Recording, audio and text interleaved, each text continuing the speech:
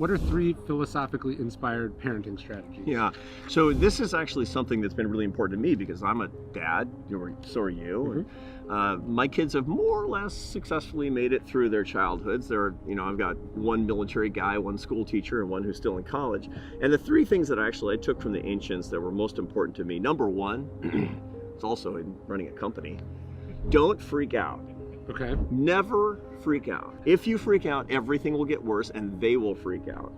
Everything will be bad. And by the way, there's never a good reason to freak out. Everything is a solution. Okay. So that's number 1. Number 2, don't be empathetic, be compassionate. Now this is a very Stoic idea. What's the difference? Empathy is to feel somebody's pain. Compassion is to will the good of the other as other. Compassion is to love somebody and to do what it takes, even if it requires that you look at their pain at some remove. Parents who are really empathetic with their teenagers, but you should always be compassionate. The third is that you need a certain small set of goals and what it means for your child to be successful morally and to not divert your attention from those goals. So for example, you have a teenage kid who's bringing home C's and D's in school. You actually don't care about C's and D's, but you'll spend 90% of this family oxygen talking about the C's and D's. What you want is a child who's honest, who's compassionate, who loves other people. That's what you actually want. Pay 90% of your attention and time to the things that really matter most. And the feng shui of this should be, there's 3 of them. Figure out what the 3 are. I was thinking that sort of at the root of all great parenting strategies, to me, what they all have in common, to me, the core idea, this is more of a Buddhist than a Stoic idea, would be being present. Yeah. So even your point, freaking out, why are you freaking out? Because you've extrapolated this to mean all these different things. Right. Why are you mad about their grades? Because you're thinking, well, if you don't pass 3rd grade, then you can't pass 4th grade, and then you'll end up under a bridge somewhere. Right. So much of what we miss as parents is because we're on our phones or... Right. So to me, I think at the core of it is presence. Yeah, I completely agree with that. It's to be alive. But by the way, that's not just about parenting, that's about life. I mean, Thich Nhat Hanh, the great Vietnamese Buddhist master, said that when you're washing the dishes, you should wash the dishes. Because if you're not washing the dishes when you're washing the dishes, you'll not be fully alive. You won't be actually here. And when do you most want to be alive and here? It's with your children, because what matters most? Right. It's like when you're going to be with your kids, be with your kids. Yeah. Be fully alive with your kids, because otherwise you're nothing more than a simulacrum for a parent. You're a phantasm. You're a hologram. What do you think of the Stoic exercise? Marcus Aurelius gets this from Epictetus, but he says, as you tuck your child in at night, say to yourself, they may not make it through the morning. So he's doing memento mori not for himself, but actually about his children, which tragically he does lose several children before adulthood, which was the way of the ancient world. What do you think the wisdom of that is? It's the only way to conquer fear. And you can't be parenting with fear. The only way to conquer fear is to face fear, because that's the only thing that will inspire courage. You will not eradicate fear. You will conquer it through courage. Now, this is an ancient idea of the memento mori from the Stoics and from the ancient world indeed in the West, but it's also the concept behind the Maranasati meditation of the Buddhists, who have a 9-part death meditations for themselves, but which can also be transposed into the death of another, or by the way, for your own failure, for your own, when Marcus Aurelius talks about being forgotten, for example, what he's doing is he's exposing himself to the sensation of being forgotten. And that's what we should do, to expose ourselves to the concept of being irrelevant, to failing in any way. That's our death meditation. And if you're most afraid of the death of your children, really you're thinking about your own death, because that's the transposition of your greatest fear onto another. And you need to experience that to conquer it. I think that makes sense. To me, the other part of it, it's not just, the Buddhist idea of attachment equals unhappiness.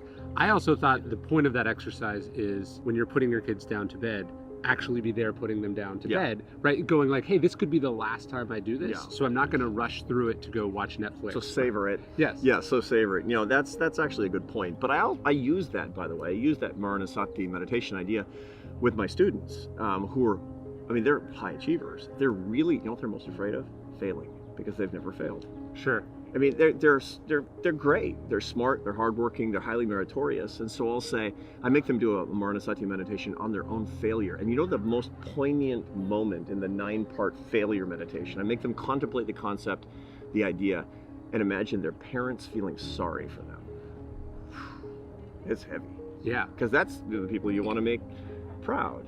I think my parents feel sorry for me. But think about how it probably won't happen, but you can only conquer it by confronting it. And I think part of what you get when you meditate on it is that you realize it's worse in your head than it would actually be in real life. So your parents feel sorry for you. So Yeah. you bombed on stage. Who actually cares? Like a Mhm. comedian has to fail public speaking. You have to fail on stage a couple times to realize, oh, this thing that was so intimidating, overwhelming to me is actually just a thing like all other Yeah, things. and actually, one of the points that Epictetus and Marcus Aurelius make that well, I mean, that's all been verified by modern social science. So all the stuff that I'm doing as a scholar is just basically, hey, I have data that shows that once again Marcus Aurelius was right. I mean, it's pretty boring, but the one thing I find really interesting is that the fear of failure, the fear of almost any repudiation of ourselves, rejection, whatever it happens to be, is actually not a fear of that. It's a fear of our own feelings under those circumstances. People are afraid of how I'm going to feel about myself, how I'm going to feel about the world if I fail. And it's so weird that we'd be afraid of our feelings, but not of the actual failure itself, so much so that we would be, terrified into the point of actually not taking risk, of not actually being alive in a weird way. Well, the irony is you don't control whether you fail or not, but you do control what your feelings are about that failure. So you're actually being anxious or worried about the thing that you have the most control over in the future. And yet most people don't. And the reason is because they treat failure, and they treat their feelings limbically. They treat their feelings as if there are things that happen to them. And again, if there's one thing we learn from the Stoics, it's that you can become what we call in modern social science metacognitive. You can move your feelings from the limbic system of your brain to your prefrontal cortex where you manage them. And the way that you do that is by examining yourself. So journaling, which of course Marcus Aurelius was doing. That's what meditations is. Oh, I know. And the most incredible thing to me is that when he talks about that everybody is forgotten, indeed he is forgotten for his military campaigns, for his great glorias.